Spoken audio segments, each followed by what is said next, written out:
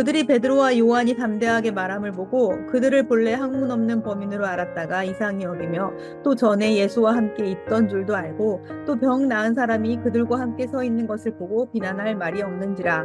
명하여 공회에서 나가라 하고 서로 의논하여 이르되 이 사람들을 어떻게 할까. 그들로 말미암아 유명한 표적 나타난 것이 예루살렘에 사는 모든 사람에게 알려졌으니 우리도 부인할 수 없는지라. 이것이 민간에 덮어지지 못하게 그들을 위협하여 이후에는 이 이름으로 아무에게도 말하지 말게 하자 하고 그들을 불러 경고하여 도무지 예수의 이름으로 말하지도 말고 가르치지도 말라 하니 베드로와 요한이 대답하여 이르되 하나님 앞에서 너희의 말을 듣는 것이 하나님의 말씀을 듣는 것보다 옳은가 판단하라. 우리는 보고 들은 것을 말하지 아니할 수 없다 하니 관리들이 백성들 때문에 그들을 어떻게 처벌할지 방법을 찾지 못하고 다시 위협하여 놓아주었으니 이는 모든 사람이 그 된 일을 보고 하나님께 영광을 돌림이라. 이 표적으로 병 나은 사람은 40여 세나 되었더라.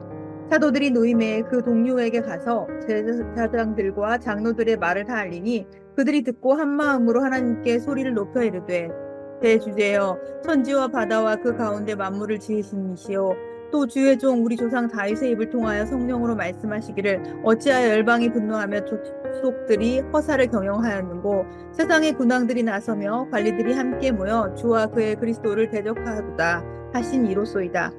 과연 헤롯과 본디오 빌라도는 이방인과 이스라엘 백성과 합세하여 하나님께서 기름 부으신 거룩한 종 예수를 거슬러 하나님의 권능과 뜻대로 이루려고 예정하신 그것을 행하려고 이 성에 모였나이다. 주여 이제도 그들의 유협함을 굽어보시옵고 또 종들로 하여금 담대히 하나님의 말씀을 전하게 하여 주시오며 손을 내밀어 병을 낫게 하시옵고 표적과 기사가 거룩한 종 예수의 이름으로 이루어지게 하옵소서 하더라. 빌기를 다음에 모인 곳이 진동하더니 무리가 다 성령이 충만하여 담대히 하나님의 말씀을 전하니라. 예수님의 12제자가 사도로 세워졌습니다. 사도들은 약속된 성령을 받았습니다. 그리고 그들은 완전히 새로운 모습으로 변화되었습니다. 성령 충만한 사도들에 의해서 성령 행전, 사도행전의 큰 역사가 진행되어 가고 있습니다. 이 사도들에게 일어난 여러 가지 변화 중에서 가장 큰 것이 무엇입니까? 그것은 바로 기도하는 그들의 모습, 기도로 살아가는 그들의 모습, 기도에 목숨 걸고 있는 그들의 모습이 아닐까 싶습니다. 예수님의 공생애 동안에는 이 제자들이 기도하는 모습을 우리는 거의 본 일이 없었던 것 같다라는 생각이 듭니다. 어려움이 다가오면 이 제자들은 그저 두려워했던 자들이었습니다.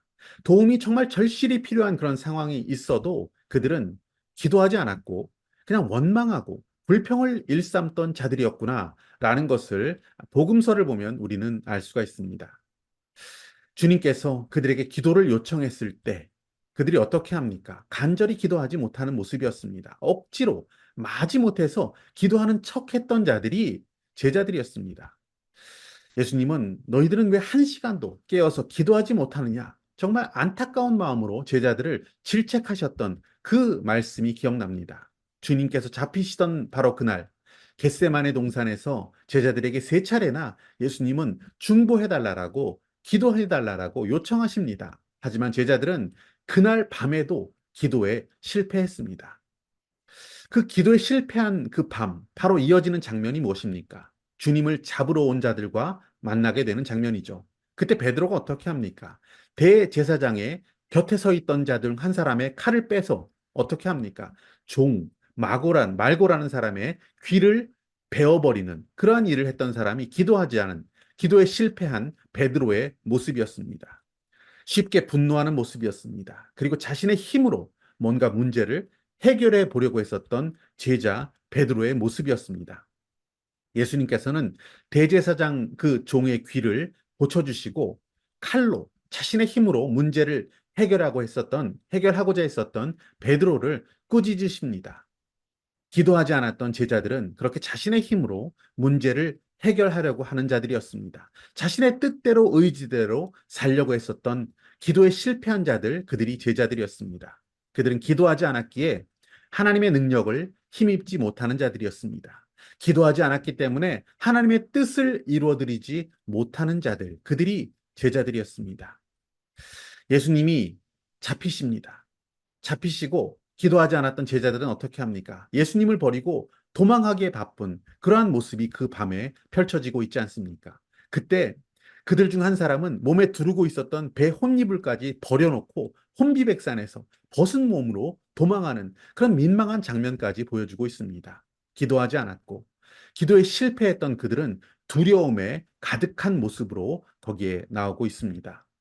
기도하면 하나님을 신뢰할 수 있게 되고 그 증거는 바로 평안함으로 두려움 없는 평안을 누리는 모습으로 나타나게 됩니다. 제자들은 기도하지 않았고 하나님을 믿지 못하는 마음 가운데 있었고 두려움에 빠져 있었습니다. 그것이 바로 사도가 되기 전 제자들의 기도하지 않는 옛 모습이었습니다. 하지만 이제는 달라졌습니다. 성령 충만한 사도들은 기도의 사람으로 극적인 변화의 모습을 우리에게 보여주고 있습니다. 그들은 어떤 어려움에도, 어떤 위협에도 그들은 기도했습니다. 기도하고 있는 사도들의 마음에 있는 그 평안을 그 누구도 빼앗아 갈 수 없었습니다. 유대 지도자들은 계속해서 사도들과 또 그 믿는 자들을 박해하고 있었습니다. 하지만 사도들은 마음을 다해서 기도하는 사람들이 되었습니다. 24절 말씀 보시면 그들이 듣고 한 마음으로 하나님께 소리를 높여 이르되 대주제여 천지와 바다와 그 가운데 만물을 지으신 이시오 라고 하면서 기도를 시작합니다. 그들은 하나님의 이름을 부르며 하나님의 전능하심을 의지하여 기도하는 자들이 되었습니다. 그들의 기도, 그들의 기도를 가만히 이렇게 들여다보면 그냥 이 문제 좀 해결해 주십시오 라고 하는 그런 수준의 기도가 아니었습니다. 그들은 그리스도를 대적하는 자들의 위협 가운데 있었지만 우리가 담대히 하나님의 말씀을 전하는 자로 살아갈 수 있게 해주십시오. 사명을 감당할 수 있게 해주십시오. 라고 기도하는 자들이었습니다. 그들의 마음에는 전에 없던 담대함이 있었습니다. 전에 없던 큰 믿음이 기도하는 그들에게 부어졌다는 것을 성경은 기록하고 있습니다. 이것이 바로 사도들이 경험하고 있는 기도의 능력이었습니다. 오늘 본문 마지막 절인 31절은 이렇게 기록합니다. 빌기를 다하매, 그러니까 기도를 마침에 모인 곳이 진동하더니 무리가 다 성령이 충만하여 담대히 하나님의 말씀을 전하니라. 아멘. 그들이 기도하고 기도를 마쳤을 때 모인 곳이 진동했습니다. 담대한 믿음을 가진 자들, 성령 충만한 자들, 그들에게 주신 하나님의 증거였다라고 생각합니다. 하나님의 마음이 아마 이랬던 것 같습니다. 내 마음이 너희들의 기도로 인해서 너무나 시원하다. 내가 기뻐하는 기도, 담대한 믿음의 기도로 살아가는 너희를 내가 응원한다. 내가 너희와 함께한다.